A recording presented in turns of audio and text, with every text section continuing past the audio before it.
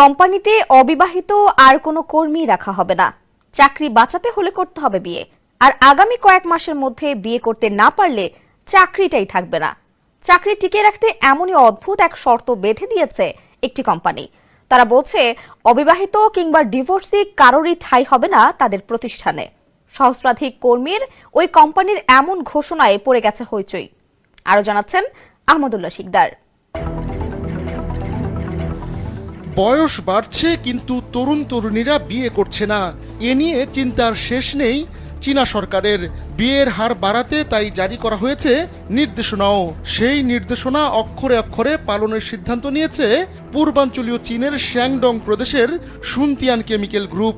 কোম্পানিটি তার কর্মীদের জানিয়ে দিয়েছে সেপ্টেম্বর মাস শেষ হওয়ার আগেই কোম্পানির 28 থেকে 58 বছরের কেউ অবিবাহিত থাকতে পারবে না। আগামী জুনের মধ্যেই বিয়ে করতে হবে, এমনটাই জানিয়েছে কোম্পানি।